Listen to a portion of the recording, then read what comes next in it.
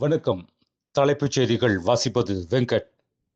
கேரளா உள்ளாட்சி தேர்தலில் காங்கிரஸ் கூட்டணி அமோக வெற்றி.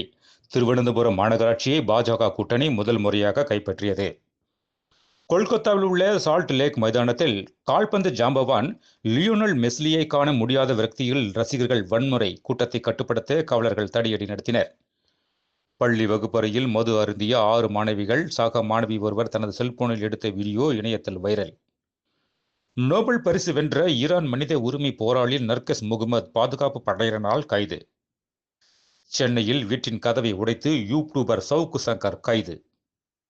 ஊழல் நடைமுறைகளில் ஈடுபட்டதாக 4 கிரிக்கெட் வீராங்கனை இடைநீக்கம் செய்தது அசாம் கிரிக்கெட் சங்கம்.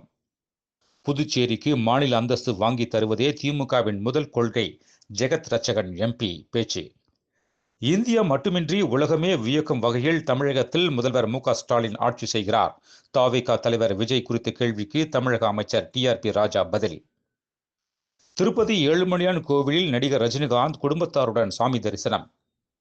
தங்கத்தையே கொடுத்தாலும் மதுரை மக்கள் திமுகவுக்கு ஓட்டு போட மாட்டார்கள். மதுரையில் முன்னாள் அமைச்சர் செல்லூர் கே. ராஜு பேட்டி. வ.உ. சிதம்பரனார் பெயரை சொல்லி திமுக வேஷம் போடுகிறது. வ.உ.சி. பேத்தி கண்டனம். ஓட்டுக்கு காசு கொடுக்காமல் போட்டியிடும் துணிச்சல் திமுக அதிமுகவுக்கு உள்ளதா? திருப்பரங்குன்றம் விவகாரத்தில் நாம் தமிழர் கட்சியின் தலைமை ஒருங்கிணைப்பாளர் சீமான் கேள்வி.